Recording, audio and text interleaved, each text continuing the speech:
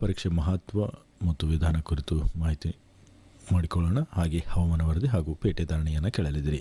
ಮೊದಲಿಗೆ ಇದೊಂದು ವಾಣಿಜ್ಯ ಪ್ರಕಟಣೆ. हर जोखिम से निकल कर फसल आए, सुरक्षित हो जाए। फसल बीमा से हर किसान अब आत्मनिर्भर हो जाए। संकट के समय प्रधानमंत्री फसल बीमा योजना किसानों के लिए वरदान है। अब सूखा पड़े या बाढ़ आ जाए कोई डर नहीं, अब ओले पड़े या कीट पतंगे फसल खा जाए कोई फिक्र नहीं, क्योंकि हमने लिया है प्रधानमंत्री फसल बीमा। बुआई से फसल कटाई तक हर जोखिम का दावा, न्यूनतम प्रीमियम पर अधिकतम भुगतान का वादा। योजना से हर साल जुड़ रहे हैं 5 करोड़ से ज्यादा किसान। अब आपकी है बारी। नजदीकी कृषि कार्यालय, सहकारी समिति, बैंक शाखा, अधिकृत बीमा कंपनी या जन सेवा केंद्र में स्वेच्छा से करा सकते हैं पंजीकरण। फसल बीमा पोर्टल या फसल बीमा ऐप द्वारा भी कराया जा सकता है पंजीकरण। प्रधानमंत्री फसल बीमा योजना, आपकी फसलों का संपूर्ण सुरक्षा कवच। कृषि एवं किसान कल्याण मंत्रालय, भारत सरकार. ವಾಣಿಜ್ಯ ಪ್ರಕಟಣೆ ಕೇಳಿದ್ರಿ. ಬನ್ನಿ ರೈತ ಬಂದವರೇ, ಈಗ ಕೇಳೋಣ ಮಣ್ಣು ಪರೀಕ್ಷೆಯ ಮಹತ್ವ ಮತ್ತು ವಿಧಾನ ಕುರಿತು ICAR ಕೃಷಿ ವಿಜ್ಞಾನ ಕೇಂದ್ರದ ಬೇಸಾಯ ತಜ್ಞರಾದಂಥ ಡಾಕ್ಟರ್ ಶ್ರೀನಿವಾಸ್ ಅವರೊಡನೆ ಸಂದರ್ಶನವನ್ನು ಕೇಳೋಣ. ರೈತ ಬಾಂಧವರಿಗೆಲ್ಲ ನಮಸ್ಕಾರ. ರೈತ ಬಾಂಧವರ ಇವತ್ತಿನ ಕಾರ್ಯಕ್ರಮದಲ್ಲಿ ಮಣ್ಣು ಪರೀಕ್ಷೆ ಕುರಿತು ಮಾಹಿತಿಯನ್ನ ಮಾಡ್ಕೊಳ್ಳೋಣ. ಮಣ್ಣು ಪರೀಕ್ಷೆ ಇತ್ತೀಚಿನ ದಿನಗಳಲ್ಲಿ ಬಹಳಷ್ಟು ಮಹತ್ವವನ್ನ ಪಡ್ಕೊಂಡಿದೆ. ಬೆಳೆ ಉತ್ಪಾದನೆಯಲ್ಲಿ ಹಾಗೆಯೇ ನಮ್ಮ ಕೃಷಿ ವೆಚ್ಚಗಳ ಮೇಲೆ ಈ ಮಣ್ಣು ಪರೀಕ್ಷೆ ಪಾತ್ರ ಬಹಳ ಮುಖ್ಯವಾದದ್ದು. ಆದ್ದರಿಂದ ನಾವು ಏನ್ ಮಾಡ್ತೀವಿ ಅಂತಂದ್ರೆ, ರೈತ ಬಾಂಧವರಿಗೆ ತಮ್ಮ ಜಮೀನಲ್ಲಿರುವಂತಹ ಒಂದು ಮಣ್ಣನ್ನ ಕಡ್ಡಾಯವಾಗಿ ಪರೀಕ್ಷೆ ಮಾಡ್ಕೋಬೇಕು, ಮಣ್ಣು ಪರೀಕ್ಷೆ ಆಧಾರದ ಮೇಲೆ ಪೋಷಕಾಂಶಗಳನ್ನ ಒದಗಿಸಬೇಕು ಎಂಬಂತಹ ಒಂದು ವಿಚಾರವನ್ನು ನಾವು ವಿಜ್ಞಾನಿಗಳಿಂದ ಪಡ್ಕೊತಿರ್ತೀವಿ. ಈ ನಿಟ್ಟಿನಲ್ಲಿ ಮಣ್ಣು ಪರೀಕ್ಷೆ ಅಂದ್ರೇನು, ಮಣ್ಣು ಪರೀಕ್ಷೆ ಯಾಕೆ ಮಾಡಬೇಕಾಗ್ತದೆ, ಮಣ್ಣು ಪರೀಕ್ಷೆಯ ವಿಧಾನಗಳಿದೇನು, ಮಣ್ಣು ಪರೀಕ್ಷೆ ಮಾಡಿದ ಮೇಲೆ ಮಣ್ಣು ಪರೀಕ್ಷೆ ಚೀಟಿ ಬಂದ ಮೇಲೆ ಅದನ್ನ ಏನ್ ಮಾಡಬೇಕು ಎಂಬಂತಹ ಒಂದು ಹಲವಾರು ವಿಚಾರಗಳನ್ನ ಇವತ್ತಿನ ಕಾರ್ಯಕ್ರಮದಲ್ಲಿ ನಮಗೆ ಮಾಹಿತಿಯನ್ನು ಮಾಡಿಕೊಡ್ಲಿಕ್ಕೆ ನಮ್ಮ ರಾಯಚೂರು ಕೃಷಿ ವಿಜ್ಞಾನಗಳ ವಿಶ್ವವಿದ್ಯಾಲಯದ ICAR ಕೃಷಿ ವಿಜ್ಞಾನ ಕೇಂದ್ರ ಕಲಬುರಗಿಯ ಮಣ್ಣು ವಿಜ್ಞಾನಿಗಳಾದಂತಹ ಡಾಕ್ಟರ್ ಶ್ರೀನಿವಾಸ್ ಅವರು ನಮ್ಮ ಜೊತೆ ಇದ್ದಾರೆ. ಅವರಿಂದ ಮಾಹಿತಿಯನ್ನು ಪಡ್ಕೊಳ್ಳೋಣ. ನಮ್ಮೆಲ್ಲ ರೈತ ಬಾಂಧವರ ಪರವಾಗಿ ಹಾಗೇನೆ ಕೇಳುವ ಎಲ್ಲ ಶ್ರೋತೃ ಬಾಂಧವರ ಪರವಾಗಿ ತಮಗೆ ಕಾರ್ಯಕ್ರಮಕ್ಕೆ ಸ್ವಾಗತ. ಹಾಗೇನೆ ನಮಸ್ಕಾರ. ನಮಸ್ಕಾರ ಸರ್. ಹೇಳಿ ಸರ್, ಮಣ್ಣು ಪರೀಕ್ಷೆ, ತಾವು ಮಣ್ಣು ವಿಜ್ಞಾನಿಗಳಿದ್ದೀರಿ. ಉತ್ಪಾದನೆಯ ಮೇಲೆ ಮಣ್ಣು ಬಹಳ ಗಣನೀಯವಾದಂತಹ ಒಂದು ಪಾತ್ರವನ್ನು ವಹಿಸುವಂಥದ್ದು. ಮಣ್ಣು ಪರೀಕ್ಷೆ ಅಂದರೆ ಏನು, ಮಣ್ಣು ಪರೀಕ್ಷೆಯನ್ನು ಯಾಕೆ ಮಾಡಿಸ್ಬೇಕು, ಪ್ರಾರಂಭದಲ್ಲಿ ಪೀಠಿಕೆಯಾಗಿ ನಮ್ಮ ರೈತ ಬಾಂಧವರಿಗೆ ಮಾಹಿತಿಯನ್ನು ಮಾಡಿಕೊಡಿ. ಖಂಡಿತ ಸರ್. ಮೊದಲಿಗೆ ಎಲ್ಲ ರೈತ ಬಾಂಧವರಿಗೆ ನನ್ನ ನಮಸ್ಕಾರಗಳು. ನಾನು ಡಾಕ್ಟರ್ ಶ್ರೀನಿವಾಸ್ BV ಅಂತ ಕಳೆದ 5 ವರ್ಷಗಳಿಂದ ಮಣ್ಣು ವಿಜ್ಞಾನಿಯಾಗಿ ಕಲಬುರಗಿ ಕೃಷಿ ವಿಜ್ಞಾನ ಕೇಂದ್ರದಲ್ಲಿ ಕಾರ್ಯನಿರ್ವಹಿಸ್ತಾ ಇದ್ದೇನೆ ಸರ್. ಈಗೆಲ್ಲ ಗೊತ್ತಿರೋ ಹಾಗೆ ಮಣ್ಣು ಬಹಳ ಇಂಪಾರ್ಟೆಂಟ್ ಒಂದು ಮೂಲ ವಸ್ತು ಸರ್. ಮಣ್ಣು ನೈಸರ್ಗಿಕವಾಗಿ ಸಿಗ್ತಕ್ಕಂಥ ವಸ್ತು. ಇದು ಸಾಮಾನ್ಯವಾಗಿ ಮಣ್ಣಿನ ಬಗ್ಗೆ ನಾವು ತಿಳ್ಕೊಳ್ಬೇಕಂದ್ರೆ ಮಣ್ಣಿನ ಒಂದು ಕುರಿತಾಗಿ ನಾವು ಅದ್ರ ಬಗ್ಗೆ ಅರಿವು ಇರತಕ್ಕಂಥ ಬಹಳ ಇಂಪಾರ್ಟೆಂಟ್ ಸರ್. ಒಂದೇ ಒಂದು ಇಂಚು ಮಣ್ಣು ತಯಾರಾಗಬೇಕಾದ್ರೆ ಸುಮಾರು 1000 ವರ್ಷಗಳು ಹಿಡಿತಾವೆ ಸರ್ ಅದು. ಹೀಗಾಗಿ ನಾವು ಮಣ್ಣನ್ನ ಇಂಥ ಒಂದು ಅಮೂಲ್ಯವಾದಂಥ ಮಣ್ಣನ್ನು ನಾವು ಜೋಪಾನವಾಗಿ ಇಟ್ಕೋಬೇಕು. ಈಗ ನಾವು ಅದನ್ನ ಸರಿಯಾಗಿ ಅದನ್ನು ನಿರ್ವಹಣೆ ಮಾಡಿದ್ರೆ, ಮಣ್ಣು ಅಥವಾ ಮಣ್ಣಿನ ಆರೋಗ್ಯವನ್ನು ನಾವು ಸರಿಯಾಗಿ ನಿರ್ವಹಣೆ ಮಾಡಿದ್ರೆ ನಾವು ಉತ್ತಮವಾದಂಥ ಫಲಿತಾಂಶ ಅಂದರೆ ಇಳುವರಿನ ಪಡೆಯಬಹುದು ಸರ್. ಈಗ ಮಣ್ಣು ಪರೀಕ್ಷೆಯನ್ನ ಮಾಡುವಂತ ಸಂದರ್ಭದಲ್ಲಿ ಅಂತಂದ್ರೆ ಯಾರು ಮಣ್ಣು ಪರೀಕ್ಷೆಯನ್ನ ಮಾಡಿಸಬಹುದು, ರೈತ ಬಾಂಧವರು ಎಂತಹ ಮಣ್ಣನ್ನ ತಾವು ಪರೀಕ್ಷೆಗೆ ಮಾಡಬಹುದು ಅಂತ ಹೇಳ್ತೀರಿ? ಈಗ ಕೆಲವೊಂದು ಕಡೆ ಹಳ್ಳ ಇರ್ತದೆ, ಕೊಳ್ಳ ಇರ್ತದೆ, ನದಿ ಇರ್ತದೆ, ಅಥವಾ ಉಳುಮೆ ಮಾಡುವಂತಹ ಒಂದು ಅವರ ಕ್ಷೇತ್ರ ಇರ್ತದೆ. ಯಾವ ಮಣ್ಣನ್ನ ಪರೀಕ್ಷೆಗೆ ಒಳಪಡಿಸಬೇಕು ಅಂತ ತಮ್ಮ ವಿಚಾರ? ಖಂಡಿತವಾಗಿ ಸರ್, ಎಲ್ಲಾ ತರದ ಮಣ್ಣು ಸರ್.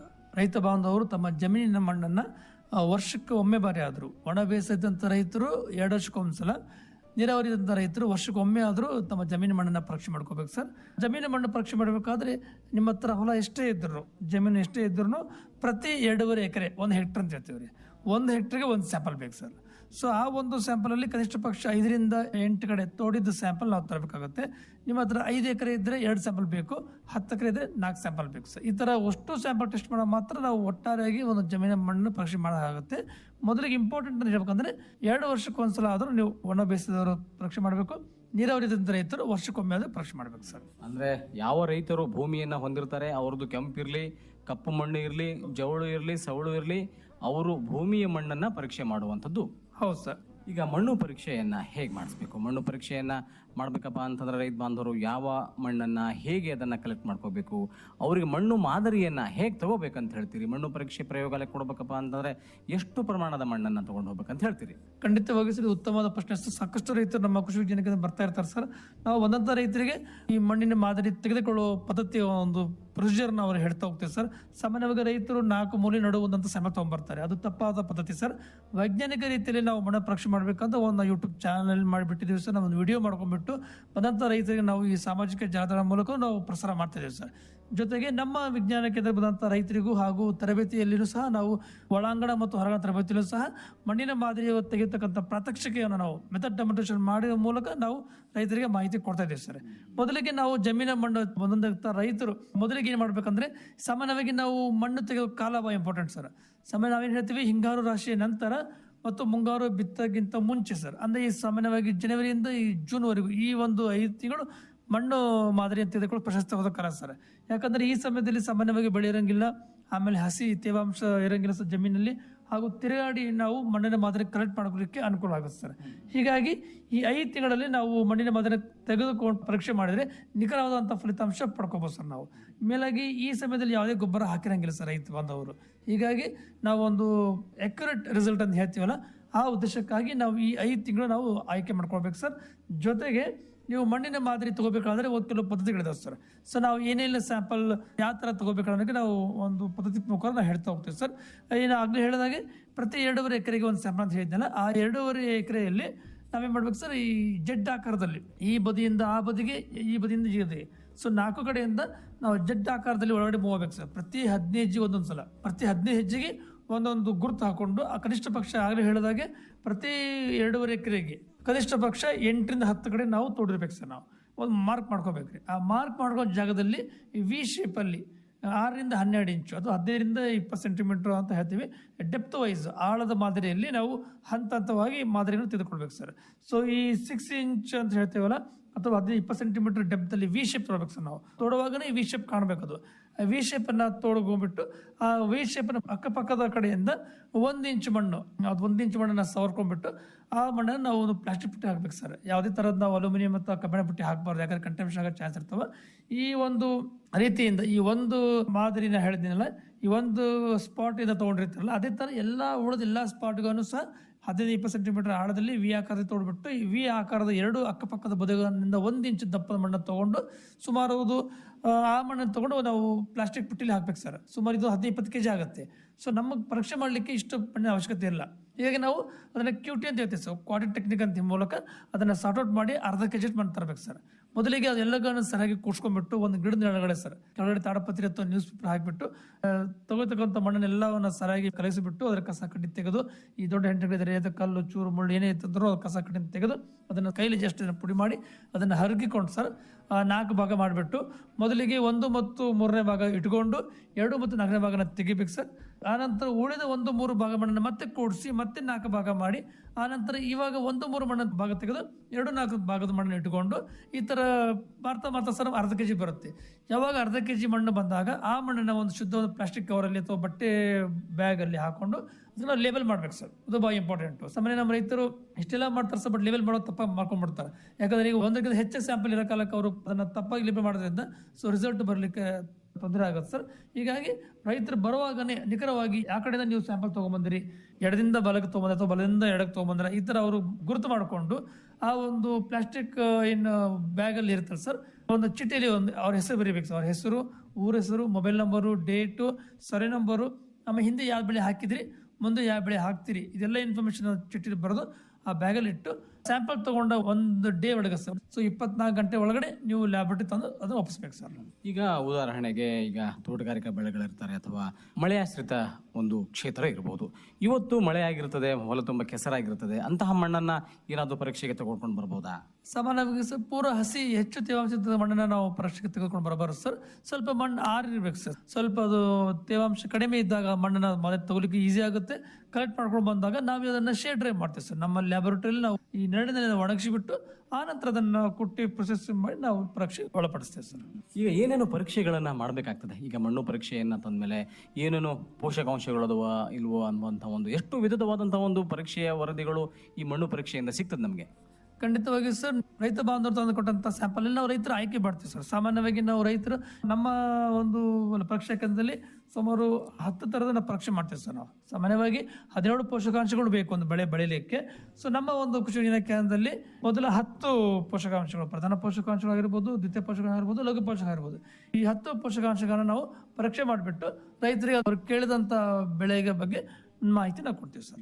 ಹೀಗೆ ಮಣ್ಣು ಪರೀಕ್ಷೆಯನ್ನು ಮಾಡಿದ ನಂತರ ಅವರಿಗೆ ಒಂದು ಮಣ್ಣೆ ಪರೀಕ್ಷಾ ವರದಿ ಹೋಗುತ್ತಾ ಅಥವಾ ಮಣ್ಣು ಪರೀಕ್ಷಾ ಚೀಟಿ ಅವರಿಗೆ ಲಭ್ಯ ಆಗುತ್ತಾ ಹೇಗೆ? ಖಂಡಿತವಾಗಿ ಸರ್, ಮಣ್ಣು ಪರೀಕ್ಷೆ ಮಾಡಿದ ನಂತರ ನಾವು 1 ವಾರದಲ್ಲಿ ನಾವು ಎಲಿಮೆಂಟ್ ವೈಸ್ ಹೇಳ್ತೀವಿ ಸರ್. ಈಗ ಸಾಮಾನ್ಯವಾಗಿ ಒಣ ಬೇಸಾಯ ಇದ್ದಂಥವ್ರು ಪ್ರಧಾನ ಪೋಷಕಾಂಶಗಳಾದ ಸಾರಜನಕ, ರಂಜಕ, ಪೊಟ್ಯಾಶ್ ಮತ್ತು ದ್ವಿತೀಯ ಪೋಷಕಾಂಶಗಳಾದ ಕ್ಯಾಲ್ಸಿಯಂ, ಮ್ಯಾಗ್ನೀಷಿಯಂ, ಸಲ್ಫರ್ ಪರೀಕ್ಷೆ ಮಾಡ್ಕೋತಾರೆ ಸರ್. ಆಮೇಲೆ PH, EC, OC ಅಂತ ಆರ್ಗಾನಿಕ್ ಕಾರ್ಬನ್ ಮಾಡೇ ಮಾಡ್ತೀವಿ ಸರ್. ಹೀಗಾಗಿ ಈ ಒಣ ಬೇಸಾಯದಂಥ ರೈತರು ಇವಿಷ್ಟು ಬೆಳೆ ಪರೀಕ್ಷೆ ಮಾಡ್ಕೋಬೇಕು ಸರ್. ಈ ನೀರಾವರಿ ಇದ್ದಂಥ ರೈತರು, ತೋಟಗಾರಿಕೆ ಬಳಕೆ ಮಾಡ್ತಕ್ಕಂಥ ರೈತರು ಸೂಕ್ಷ್ಮ ಪೋಷಕಾಂಶ ಟೆಸ್ಟ್ ಪರೀಕ್ಷೆ ಮಾಡ್ತಾರೆ ಸರ್. ನಮ್ಮಲ್ಲಿ ಜಿಂಕ್, ಐರನ್, ಮ್ಯಾಗ್ನೀಸ್, ಕಾಪರ್ ಇವು 4 ಪರೀಕ್ಷೆ ಮಾಡಿಬಿಟ್ಟು ಸಮಗ್ರವಾದ ವರದಿ, ರೈತರು ಯಾವ ಬೆಳೆ ಬೆಳಿಬೇಕು, ಯಾವ ತಳಿ ಹಾಕಬೇಕು, ಬೀಜೋಪಚಾರ ಮಾಡೋ ವಿಧಾನ ಹೇಗೆ, ಬೆಳೆಗೆ ಬೇಕಾದಂಥ ರಸಗೊಬ್ಬರ ಪ್ರಮಾಣ ಎಷ್ಟು, ಅವರ ಜಮೀನಲ್ಲಿ ಎಷ್ಟು ಪ್ರಮಾಣದ ಪೋಷಕಾಂಶ ಇದಾವೆ, ಎರಡನ್ನೂ ತುಲನಾತ್ಮಕವಾಗಿ ಅನಾಲಿಸಿಸ್ ಮಾಡಿಬಿಟ್ಟು ವಿಶ್ಲೇಷಣೆ ಮಾಡಿ ನಾವು ಸಾಯಿಲ್ ಹೆಲ್ತ್ ಕಾರ್ಡ್ ಅಂತ ಹೇಳ್ತೀವಿ ಸರ್. ಮಣ್ಣು ಆರೋಗ್ಯ ಚೀಟಿ ಅಂತ ಮಾನ್ಯ ಪ್ರಧಾನಮಂತ್ರಿಗಳು 2015 ಲಾಂಚ್ ಮಾಡಿ ಪ್ರೋಗ್ರಾಮ್ ಇದು. ಅದರಲ್ಲಿ ನಾವು ಸಮಗ್ರ ವಿವರವಾದಂಥ ಮಾಹಿತಿಯನ್ನು ಬರೆದುಕೊಂಡ್ಬಿಟ್ಟು ರೈತರ ತಿಳಿ ಹೇಳ್ತೀವಿ ಸರ್ ನಾವು. ಸೊ ಈ ಥರ ಮಣ್ಣಿನ ಬಗ್ಗೆ, ಮಣ್ಣಿನ ಆರೋಗ್ಯದ ಬಗ್ಗೆ, ಸೊ ಫರ್ಟಿಲೈಸರ್ ನಾವು ಎಷ್ಟು ಅವಶ್ಯಕತೆ ಅಷ್ಟೇ ಹಾಕಬೇಕು, ಅವೈಜ್ಞಾನಿಕವಾಗಿ ರಸಗೊಬ್ಬರ ಹಾಕೋದ್ರಿಂದ ಆಗ್ತಕ್ಕ ದುಷ್ಪರಿಣಾಮ ಏನಾಗ್ತಾಯಿದೆ, ಅದು ವಾತಾವರಣ ಮೇಲೆ ಆಗಿರ್ಬೋದು, ಇಲ್ಲ ಮನುಷ್ಯ ಆರೋಗ್ಯ ಮೇಲೆ ಆಗಿರ್ಬೋದು, ಇಲ್ಲ ಮಣ್ಣಿನ ಆರೋಗ್ಯ ಮೇಲೆ ಆಗಿರ್ಬೋದು, ಇವೆಲ್ಲ ನಮ್ಮ ರೈತರಿಗೆ ಮನದಟ್ಟ ಮಾಹಿತಿ ನೀಡಿ ನಾವು ಅವರಿಗೆ ಈ ಒಂದು ಮಣ್ಣಿನ ಆರೋಗ್ಯ ಬಗ್ಗೆ ಅಥವಾ ಮಣ್ಣಿನ ನಿರ್ವಹಣೆ ಬಗ್ಗೆ ನಾವು ಜಾಗೃತಿ ಮೂಡಿಸ್ತಾ ಇದ್ದೀವಿ ಸರ್. ಈಗ ಉದಾಹರಣೆಗೆ ನಮ್ಮ ಕೃಷಿ ವಿಜ್ಞಾನ ಕೇಂದ್ರ ಕಲಬುರಗಿಗೆ ಒಬ್ಬ ರೈತ ಮಣ್ಣು ಪರೀಕ್ಷೆಯನ್ನು ತಗೊಂಡು ಮಾದರಿಗೆ ಇಲ್ಲಿ ಬಂದಪ್ಪ ಅಂತಂದರೆ ಅವನಿಗೆ ಎಷ್ಟು ಶುಲ್ಕವನ್ನು ನಾವು ಮಾಡೋ ಉಚಿತವಾಗಿರ್ತದೋ ಅಥವಾ ಹೇಗಿರ್ತದೆ? ಖಂಡಿತವಾಗಿ ಸರ್, ನಾವು ಕಡಿಮೆ ಚಾರ್ಜ್ನಲ್ಲಿ ಸರ್. ಅಂದರೆ ಒಂದು ಎಲಿಮೆಂಟಿಗೆ 50 ರೂಪಾಯಿ ಅಂತ ಚಾರ್ಜ್ ಮಾಡ್ತೀವಿ ಸರ್. ನಾವು ಸಾಮಾನ್ಯವಾಗಿ ರೈತರಿಗೆ ಆಯ್ಕೆ ಬಿಡ್ತೀವಿ. ಅವರು ಒಂದು ಎಲಿಮೆಂಟ್ ಟೆಸ್ಟ್ ಮಾಡ್ಕೊಂಡು ಹೋದರೆ 50 ರೂಪಾಯಿ ಕೊಡಬೇಕಾಗುತ್ತೆ. 6 ಎಲಿಮೆಂಟ್ ಟೆಸ್ಟ್ ಮಾಡ್ಕೊಂಡು ಹೋದರೆ 300 ರೂಪಾಯಿ ಕೊಡಬೇಕಾಗುತ್ತೆ ಸರ್. ಇಲ್ಲ ಸರ್, ನಮಗೆ ಎಲ್ಲ 10 ಪೋಷಕಾಂಶಗಳ ಪರೀಕ್ಷೆ ಮಾಡ್ಕೊಡ್ತೇವೆ ಅಂದರೆ 500 ರೂಪಾಯಿ ನಾವು ಶುಲ್ಕ ವಿಧಿಸ್ತೀವಿ ಸರ್. ಇದು ಭಾಳ ಕಡಿಮೆ ಚಾರ್ಜ್. ಬೇರೆ ಕಡೆ ನಾವು ಖಾಸಗಿಯಲ್ಲಿ ನೋಡಿದ್ರೆ ಭಾಳ ಕಡಿಮೆ ಅಮೌಂಟ್ ಸರ್. ನಮ್ಮ ಯೂನಿವರ್ಸಿಟಿ ಇರೋದ್ರಿಂದ, ಸರ್ಕಾರದ ಒಂದು ಅಂಗಸಂಸ್ಥೆ ಆಗಿರೋದ್ರಿಂದ ನಾವು ರೈತರಿಗೆ ಆದಷ್ಟು ಕಡಿಮೆ ಒಂದು ಮೊತ್ತದಲ್ಲಿ ನಾವು ಮಣ್ಣು ಪರೀಕ್ಷೆ ಮಾಡಿ ಕೊಡ್ತೀವಿ ಸರ್. ಎಲ್ಲೆಲ್ಲಿ ಮಣ್ಣು ಪರೀಕ್ಷೆಯನ್ನು ಮಾಡಿಸ್ಬೋದು? ಉದಾಹರಣೆಗೆ ಕೃಷಿ ವಿಜ್ಞಾನ ಕೇಂದ್ರ ಆಗಿರ್ಬೋದು ಅಥವಾ ಬೇರೆ ಬೇರೆ ಸ್ಥಳಗಳಲ್ಲಿ ಎಲ್ಲೆಲ್ಲಿ ಮಣ್ಣು ಪರೀಕ್ಷೆಯನ್ನು ಮಾಡ್ಕೊಂಡು ಹೋಗಲಿಕ್ಕೆ ರೈತ ಬಾಂಧವರಿಗೆ ಅವಕಾಶಗಳಿದ್ದಾವೆ? ಖಂಡಿತವಾಗಿ ಸರ್, ನಮ್ಮ ಒಂದು ವಿಶ್ವವಿದ್ಯಾಲಯದ ಅಡಿಯಲ್ಲಿ ಬರ್ತಕ್ಕಂಥ 7 KVKದಲ್ಲಿ ಸರ್, 7 KVKದಲ್ಲೂ ಸಹ ನಮ್ಮ ಮಣ್ಣು ಮತ್ತು ನೀರು ಪರೀಕ್ಷೆ ಪ್ರಯೋಗಾಲಯ ಇದೆ ಸರ್. ಅಲ್ಲಿ ನಾವು ಪರೀಕ್ಷೆ ಮಾಡಿಕೊಡ್ತೇವೆ ಸರ್. ಜೊತೆಗೆ ಈ ಕೃಷಿ ಇಲಾಖೆಯಲ್ಲೂ ಸಹ ಅವರು ಪ್ರತಿ ಜಿಲ್ಲೆಯಲ್ಲಿ ಒಂದೊಂದು ಲ್ಯಾಬೊರೇಟರಿ ಇದೆ, ಅವರು ಸಹ ಮಣ್ಣು ಮತ್ತು ನೀರು ಪರೀಕ್ಷೆಯನ್ನು ಟೆಸ್ಟ್ ಮಾಡಿಕೊಡ್ತಾರೆ ಸರ್. ಜೊತೆಗೆ ಖಾಸಗಿ ಏನಾದರೂ NGOಗಳಾಗಿರ್ಬೋದು ಅಥವಾ ಬೇರೆ ಬೇರೆ ಅಲ್ಲಿನೂ ಕೂಡ ಮಣ್ಣು ಪರೀಕ್ಷೆಯನ್ನು ಮಾಡಬಹುದಾ? ಕೆಲವೊಂದು ವ್ಯಕ್ತಿಗಳು ಖಾಸಗಿಯಾಗಿ ಮಣ್ಣು ಪರೀಕ್ಷಾ ಕೇಂದ್ರಗಳನ್ನು ಕೂಡ ಮಾಡಿರ್ತಾರೆ. ಕೃಷಿ ಇಲಾಖೆಯ ಕೆಲವೊಂದು ವ್ಯಾನ್ಗಳು ಇರ್ತವೆ, ಅಲ್ಲೂ ಕೂಡ ಮಣ್ಣು ಪರೀಕ್ಷೆ ಮಾಡಿಸ್ಬೋದಾ? ಖಂಡಿತವಾಗಿ ಮಾಡಿಸ್ಬೋದು ಸರ್. ಕೃಷಿ ಸಂಜೀವಿನಿ ಅಂತ ವ್ಯಾನ್ ಇದೆ ಸರ್, ಕೃಷಿ ಇಲಾಖೆದೊಂದು ವ್ಯಾನ್ ಇದೆ. ಆಮೇಲೆ ಕೆಲವು ಸಾಯಿಲ್ ಹೆಲ್ತ್ ಕಿಟ್ ಅಂತೇಳಿ ಪ್ರೈವೇಟ್ದವರು ಮಾಡ್ತಾ ಇದ್ದಾರೆ ಸರ್. ಹಾಗೂ ಕೆಲವು NGO ಆಗಿರ್ಬೋದು, FA ಆಗಿರ್ಬೋದು, ಅವರು ಸಹ ಮಣ್ಣನ್ನು ಪರೀಕ್ಷೆ ಮಾಡ್ತಿದ್ದಾರೆ. ರೈತ ಬಾಂಧವರು ತಮಗೆ ಎಲ್ಲಿ ಅನುಕೂಲನೋ, ಎಲ್ಲಿ ಹತ್ತಿರ ಇದನೋ ಅಲ್ಲಿ ಅವರು ಪರೀಕ್ಷೆ ಮಾಡ್ಕೋಬೋದು ಸರ್. ನಾವು ನಮ್ಮ ಕೃಷಿ ವಿಜ್ಞಾನ ಕೇಂದ್ರದಿಂದ ಹೇಳಬೇಕಾದ್ರೆ ನಾವು ನಮ್ಮ ಒಂದು ಸರ್ಕಾರದ ವತಿ ಇರೋದ್ರಿಂದ ಸೊ ಸಾಮಾನ್ಯವಾಗಿ ಸಾಕಷ್ಟು ಒಂದು ಬೆನಿಫಿಟ್ ಸ್ಕೀಮ್ ಆಗಿರ್ಬೋದು ಅಥವಾ ಮಣ್ಣು ಆರೋಗ್ಯ ಬಗ್ಗೆ ಜಾಗೃತಿ ಆಗಿರ್ಬೋದು ನಾವು ಮಾಡ್ತಾ ಇದ್ದೇವೆ ಸರ್. ಕಳೆದ ವರ್ಷ ನಾವು ಸುಮಾರು 2,000ಕ್ಕೂ ಅಧಿಕ ಮಣ್ಣಿನ ಪರೀಕ್ಷೆ ಮಾಡಿಬಿಟ್ಟು ಸಾಯಿಲ್ ಹೆಲ್ತ್ ಕಾರ್ಡ್ ಕೊಟ್ಟಿದ್ದೀವಿ ಸರ್. ಇದು ಅಧಿಕವಾಗಿ ಸರ್. ಎಲ್ಲ ಕಡೆ ಟೆಸ್ಟ್ ನೋಡಿದ್ರು ನಮ್ಮ ಕಲಬುರಗಿ ಕೃಷಿ ವಿಜ್ಞಾನ ಕೇಂದ್ರದಲ್ಲಿ ನಾವು ಹೆಚ್ಚಿನ ಪ್ರಮಾಣದ ಒಂದು ಮಣ್ಣನ್ನು ಪರೀಕ್ಷೆ ಮಾಡಿಕೊಟ್ಟಿದ್ದೇವೆ ಸರ್. ಮೀನುಗಾರಿಕೆ ಇಲಾಖೆ ಆಗಿರ್ಬೋದು, ರೇಷ್ಮೆ ಇಲಾಖೆ ಆಗಿರ್ಬೋದು ಅಥವಾ ಅರಣ್ಯ ಇಲಾಖೆ ಆಗಿರ್ಬೋದು, ಅವರೆಲ್ಲರೂ ಸಹ ನಮ್ಮಲ್ಲಿ ಬಂದು ಮಣ್ಣು ಪರೀಕ್ಷೆ ಮಾಡ್ಕೊಂಡು ಹೋಗ್ತಾರೆ ಸರ್. ಈಗ ಮಣ್ಣು ಪರೀಕ್ಷೆ ಮಾಡಿಸೋದ್ರಿಂದ ರೈತ ಬಾಂಧವರಿಗೆ ಏನೇನು ಬೆನಿಫಿಟ್ ಆಗ್ತದೆ ಅಂತ ಹೇಳ್ತೀರಿ? ಖಂಡಿತವಾಗಿ ಸರ್, ಮೊದಲಿಗೆ ನಾವು ಯಾವ ಬೆಳೆನ ಆಯ್ಕೆ ಮಾಡ್ಕೊಳ್ಬೇಕು, ಆ ಬೆಳೆ ಅವ್ರ ಜಮೀನಿಗೆ ಸೂಕ್ತ ಐತೆ ಇಲ್ಲೋ, ಸೊ ಯಾವ ತಳಿ ಆಯ್ಕೆ ಮಾಡ್ಕೊಳ್ಬೇಕು, ಬೀಜೋಪಚಾರ ಮಾಡೋ ಬಗ್ಗೆ, ಆ ನಂತರ ಪೋಷಕಾಂಶಗಳು ಕೊಡೋದ್ರ ಬಗ್ಗೆ, ರಸಗೊಬ್ಬರಗಳು ಕೊಡೋದ್ರ ಬಗ್ಗೆ. ಅವೈಜ್ಞಾನಿಕವಾಗಿ ರಸಗೊಬ್ಬರ ಕೊಡೋದ್ರಿಂದ ಮಣ್ಣು ಸಮಸ್ಯಾತ್ಮಕವಾಗಿ ಪರಿಣಾಮ ಆಗುತ್ತೆ ಸರ್. ಅದು ಕರ್ಲಾಗಿರ್ಬೋದು, ತೌಡು ಜೋಳ ಅಂತ ಸಮಸ್ಯೆ ಆಗ್ತದೆ ಸರ್. ಹೀಗಾಗಿ ಒಂದು ಸಮಸ್ಯಾತ್ಮಕ ಮಣ್ಣನ್ನು ಆಗಲಾರ್ದಂಗೆ ಸೊ ನಾವು ನ್ಯಾಯಯುತವಾಗಿ ಜುಡಿಷಿಯಸ್ ಆಗಿ ರಸಗೊಬ್ಬರ ಬಳಕೆ ಮಾಡಬೇಕು. ಕೃಷಿಯಲ್ಲಿ ಕಡಿಮೆ ವೆಚ್ಚದಲ್ಲಿ ಅಧಿಕ ಲಾಭ ಪಡ್ಕೋಬೇಕು. ಸೊ ನಾವು ರಸಗೊಬ್ಬರ ಹೆಚ್ಚಿನ ಪ್ರಮಾಣ ನಾವು ಖರ್ಚು ಮಾಡ್ತಾ ಇದ್ದೀವಿ. ಹೀಗಾಗಿ ರಸಗೊಬ್ಬರಗಳಾಗಿ ನಾವು ಅನವಶ್ಯಕ ಖರ್ಚು ಮಾಡದೆ ಎಷ್ಟು ಬೇಕೋ ಅಷ್ಟೇ, ಅಂದರೆ ಅವಶ್ಯಕತೆ ಬೆಳೆಗೆ ಅವಶ್ಯಕತೆಗನುವಾಗಿ ನಾವು ರಸಗೊಬ್ಬರ ಬಳಕೆ ಮಾಡೋದ್ರಿಂದ ಖರ್ಚು ಕಡಿಮೆ ಮಾಡ್ಬೋದು. ಇಳುವರಿನೂ ತಗೋಬಹುದು. ಜೊತೆಗೆ ಮಣ್ಣಿನ ಆರೋಗ್ಯ, ಪರಿಸರ ಮಾಲಿನ್ಯ ಆಗಿರ್ಬೋದು ಅಥವಾ ನಮ್ಮ ಆರೋಗ್ಯ ಸಹ ನಾವು ಕಾಪಾಡ್ಕೋಬಹುದು ಸರ್. ಈಗ ಮಣ್ಣು ಪರೀಕ್ಷಾ ಕಾರ್ಡ್ ಅಥವಾ ಸಾಯಿಲ್ ಹೆಲ್ತ್ ಕಾರ್ಡ್ ಅಂತ ಹೇಳಿದ್ರಿ, ಅದರಲ್ಲಿ ಏನೇನು ಅಂಶಗಳಿರ್ತವೆ, ರೈತರ ಮಾಹಿತಿಗಳು ಮತ್ತೆ ಬೇರೆ ಬೇರೆ ವಿಷಯಗಳು ಏನು ಅಡಕವಾಗಿರ್ತದೆ ಆ ಒಂದು ಸಾಯಿಲ್ ಹೆಲ್ತ್ ಕಾರ್ಡ್ ನಲ್ಲಿ? ಖಂಡಿತವಾಗಿ ಸರ್, ಸಾಯಿಲ್ ಹೆಲ್ತ್ ಕಾರ್ಡ್ ಅಂತ ಹೇಳ್ತೀವಿ. ಅದರಲ್ಲಿ ನಾವು ಮೊದಲಿಗೆ ರೈತರ ಇನ್ಫಾರ್ಮೇಶನ್ ಹೊಂದಿರ್ತೇವೆ ಸರ್. ಆಮೇಲೆ ಅವರು ಜಮೀನಿನ ಇನ್ಫಾರ್ಮೇಶನ್ ನಾವು ಅದನ್ನ ಎಂಟ್ರಿ ಮಾಡ್ತೇವೆ ಸರ್. ಜೊತೆಗೆ ನಾವು ಪರೀಕ್ಷೆ ಮಾಡ್ತಕ್ಕಂಥ ಎಲಿಮೆಂಟ್ಸ್ ಎಷ್ಟು ರೈತರು ಹೇಳ್ತಾರಲ್ಲ ಅದೆಷ್ಟು ಎಲಿಮೆಂಟ್ ಯಾವ ಪ್ರಮಾಣದಲ್ಲಿ ಇದೆ, ಕಡಿಮೆ ಇದೆನಾ, ಮಧ್ಯಮ ಇದೆ, ಅದಕ್ಕೆ ಇದೆನಾ, ಈ ಥರ ನಾವು ಕಡಿಮೆ ಮಾಡಿಬಿಟ್ಟು ಅದು ಯಾವ ಪ್ರಮಾಣದಲ್ಲಿದೆ ಕೆಳಗಡೆ ನಾವು ಮೆನ್ಷನ್ ಮಾಡಿರ್ತೇವೆ ಸರ್. ರೈತ ಯಾವ ಬೆಳೆ ಬೆಳಿಬೇಕು, ಯಾವ ತಳಿ ಹಾಕಬೇಕು, ಬೀಜೋಪಚಾರ ಮಾಡೋ ಬಗ್ಗೆ ಅಥವಾ ಸಾವಯವ ಗೊಬ್ಬರ ಕೊಡೋದ್ರ ಬಗ್ಗೆ, ಲಘು ಪೋಷಕಾಂಶ ಕೊಡೋದ್ರ ಬಗ್ಗೆ, ಅನಂತರ ಯಾವ ಬೆಳೆಗೆ ಎಷ್ಟು ರಸಗೊಬ್ಬರ ಕೊಡಬೇಕು, ಬೆಳೆಗೆ ಬೇಕಾದಂಥ ಪೋಷಕಾಂಶ ಎಷ್ಟು, ರೈತರ ಜಮೀನಲ್ಲಿ ಇರ್ತಕ್ಕಂಥ ಪೋಷಕ ಪ್ರಮಾಣ ಎಷ್ಟು, ಅವೆರಡು ಪೋಷಕಾಂಶ ಪ್ರಮಾಣಗಳನ್ನು ನಾವು ತುಲನಾತ್ಮಕ ಒಂದು ಸ್ಟಡಿ ಮಾಡಿ ಅನಾಲಿಸಿಸ್ ಮಾಡಿ ವಿಶ್ಲೇಷಣೆ ಮಾಡಿ ಅದನ್ನು ನಾವು ಫರ್ಟಿಲೈಸರ್ ಡೋಸನ್ನು ಈ ಸಾಯಿಲ್ ಟೆಸ್ಟ್ ಕ್ರಾಪ್ ರೆಸ್ಪಾನ್ಸ್ ಅಂತ ಹೇಳ್ತೀವಿ, ಆ ಪದ್ಧತಿ ಆಧಾರದ ಮೇಲೆ ನಾವು ಅದನ್ನು ರೈತರಿಗೆ ಮೆನ್ಷನ್ ಮಾಡಿಬಿಟ್ಟು ಇಂತಿಷ್ಟೇ ಗೊಬ್ಬರ ಕೊಡಬೇಕು, ನಿಗದಿ ಮಾಡಿದಂಥ ಬೆಳೆಗೆ ಎಷ್ಟು ಪ್ರಮಾಣ ಬೇಕೋ ಅಷ್ಟೇ ಪ್ರಮಾಣ ಗೊಬ್ಬರ ಕೊಡಬೇಕು ಅಂತ ಹೇಳಿ ಮೆನ್ಷನ್ ಮಾಡಿ ಕೊಡ್ತೀವಿ ಸರ್ ನಾವು. ಹೇಗೆ ಅನ್ಸುತ್ತೆ ಸರ್, ತಾವೊಬ್ಬ ಮಣ್ಣು ವಿಜ್ಞಾನಿಗಳಿದ್ದೀರಿ, ಇತ್ತೀಚೆಗೆ ರೈತ ಬಾಂಧವರಿಗೆ ಮಣ್ಣು ಪರೀಕ್ಷೆಯ ಒಂದು ಪರಿಕಲ್ಪನೆ, ಆಸಕ್ತಿ ಬರ್ತಿದ್ದಾರ ರೈತ ಬಾಂಧವರು ನನ್ನ ಮಣ್ಣು ಪರೀಕ್ಷೆಯನ್ನು ಮಾಡಿಸ್ಬೇಕು ಅಂತ ಹೇಳಿ ಸ್ವಯಂ ಪ್ರೇರಿತವಾಗಿ? ಖಂಡಿತವಾಗಿಯೂ ಸರ್, ಪ್ರತಿ ವರ್ಷನೂ ಮಣ್ಣು ಪರೀಕ್ಷೆ ಮಾಡತಕ್ಕಂಥ ರೈತರ ಸಂಖ್ಯೆ ಹೆಚ್ಚಾಗ್ತಾ ಬರ್ತಾ ಇದೆ ಸರ್. ಮೊದಲಿಗೆ ನಾವೆಲ್ಲ ಬಂದಾಗ ವರ್ಷಕ್ಕೆ 200-300 ಇರ್ತಕ್ಕಂಥ ರೈತರ ಸಂಖ್ಯೆ ಈ ವರ್ಷ 2000ಕ್ಕೂ ಅಧಿಕ ರೈತರು ಬಂದಿದ್ದಾರೆ ಸರ್. ಮಣ್ಣಿನ ಮಾದರಿಗಳನ್ನು ಸಹ ಹೆಚ್ಚಿನ ಪ್ರಮಾಣದಲ್ಲಿ ತಗೊಂಡ್ಬರ್ತಾ ಇದ್ದಾರೆ ಸರ್. ಈಗ ಇನ್ನೂ ಇಂಪಾರ್ಟೆಂಟ್ ಏನಂದ್ರೆ, ಈಗ ಮಣ್ಣು ನಮ್ಮಲ್ಲಿ ನಮ್ಮ ಕಲಬುರಗಿ ಜಿಲ್ಲೆಯಲ್ಲಿ ಈ ಕ್ಷಾರತೆ ಪ್ರಮಾಣ ಜಾಸ್ತಿ ಆಗ್ತಾ ಇದೆ ಸರ್. ವರ್ಷನೂ pH ಲೆವೆಲ್ ಇನ್ಕ್ರೀಸ್ ಆಗ್ತಾ ಬರ್ತಾ ಇದೆ. ಮಣ್ಣು ಸಮಸ್ಯಾತ್ಮಕವಾಗಿ ಪರಿಣಾಮ ಆಗ್ತಾ ಇದೆ. ಸೊ ಸಮಸ್ಯಾತ್ಮಕ ಮಣ್ಣನ್ನು ಸರಿಪಡಿಸತಕ್ಕಂಥ ಪದ್ಧತಿಗಳನ್ನು ರಿಕಮೆಂಡೇಶನ್ ಪ್ರೊಸೀಜರ್ ನಾವು ಹೇಳ್ತಾ ಇದ್ದೀವಿ ಸರ್. ಹೀಗಾಗಿ ಹೆಚ್ಚು ಪ್ರಚಾರ ಕೂಡ ಮಾಡ್ತಿದ್ದೀವಿ ಸರ್. ನಮ್ಮಲ್ಲಿ ಯೂಟ್ಯೂಬ್ ಕೂಡ ಮಾಡ್ತಿದ್ದೀವಿ ಸರ್. ಆಗಿರ್ಬೋದು, QR ಕೋಡ್ ಆಗಿರ್ಬೋದು, ಅಥವಾ ವಾಟ್ಸಪ್, ಫೇಸ್ಬುಕ್ ಎಲ್ಲ ಸಾಮಾಜಿಕ ಚಾನಲ್ ಎಫೆಕ್ಟಿವ್ ಬಳಸ್ಕೊಂಡು ಟ್ರೈನಿಂಗ್ ಮೂಲಕ, of campus training, on campus training ಮೂಲಕ ಸರ್, ವಾಟ್ಸಪ್ ಸಂದೇಶಗಳ ಮೂಲಕ ಸರ್, ನಮ್ಮಲ್ಲಿ ಸುಮಾರು ವಾಟ್ಸಪ್ ಗ್ರೂಪ್ಗಳಿದಾವೆ ಸರ್. ಸುಮಾರು 8 ಗ್ರೂಪ್ಗಳು ನನ್ನ ಹತ್ರ ಇದಾವೆ ಸರ್. ಆ 8 ಗ್ರೂಪ್ದಲ್ಲಿ ಎಲ್ಲ ರೈತರಿಗೂ ನಾವು ವಾಟ್ಸಪ್ ಚಾನಲ್ ಆಗಿರ್ಬೋದು, ಯೂಟ್ಯೂಬ್ ಆಗಿರ್ಬೋದು, ನಾವು ಮಣ್ಣಿನ ಬಗ್ಗೆ, ಮಣ್ಣಿನ ಪರೀಕ್ಷೆ ಬಗ್ಗೆ, ಮಣ್ಣಿನ ಆರೋಗ್ಯದ ಬಗ್ಗೆ, ಮಣ್ಣಿನ ಮ್ಯಾನೇಜ್ಮೆಂಟ್ ಹೇಗೆ ಮಾಡಬೇಕು, ನಿರ್ವಹಣೆ ಮಾಡೋ ಬಗ್ಗೆ ಸೊ ವ್ಯಾಪಕ ಪ್ರಚಾರ ಮಾಡೋದ್ರಿಂದ ಹೆಚ್ಚು ರೈತರು ಕೆಲವರು ಆಸಕ್ತಿಯಿಂದ ಬರ್ತಾರೆ ಸರ್, ಕೆಲವರು ಸಮಸ್ಯೆ ಹೊತ್ಕೊಂಡು ಬರ್ತಾರೆ ಸರ್, ಕೆಲವರು ತಾವೇ ಮುತುವರ್ಜಿ ವಹಿಸ್ಕೊಂಡು ನಮ್ಮ ಜಮೀನು ಪರೀಕ್ಷೆ ಮಾಡಬೇಕು, ನಮ್ಮ ಮುಂದೆ ಯಾವ ಬೆಳೆ ಬೆಳಿಬೇಕು, ಯಾವ ರಸಗೊಬ್ಬರ ಬಳಕೆ ಮಾಡಬೇಕು ಅನ್ನೋ ಜ್ಞಾನಕ್ಕೋಸ್ಕರ ಸಾಕಷ್ಟು ಜನ ರೈತರು ಬರ್ತಾ ಇದ್ದಾರೆ ಸರ್.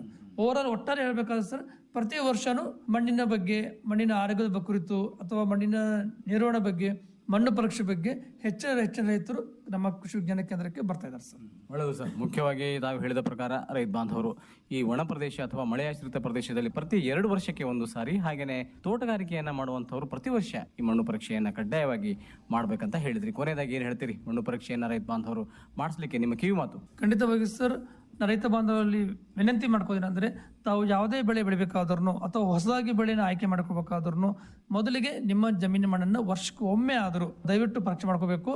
ಒಣ ಬೇಸಾಯದಂಥ ರೈತರು 2 ವರ್ಷಕ್ಕೊಮ್ಮೆ, ನೀರಾವರಿಯಿಂದ ರೈತರು ವರ್ಷಕ್ಕೊಮ್ಮೆ, ಅಥವಾ ನೋಡು ಏನಾದರೂ ಬೆಳೆ ವ್ಯತ್ಯಾಸ ಆದರೆ, ಏನಾದರೂ ಸಮಸ್ಯೆ ಉಂಟಾದರೆ ಆ ಸಮಯದಲ್ಲೂ ಕೂಡ ತಮ್ಮ ಜಮೀನಿನ ಮಣ್ಣನ್ನು ಪರೀಕ್ಷೆ ಮಾಡ್ಕೋಬಹುದು.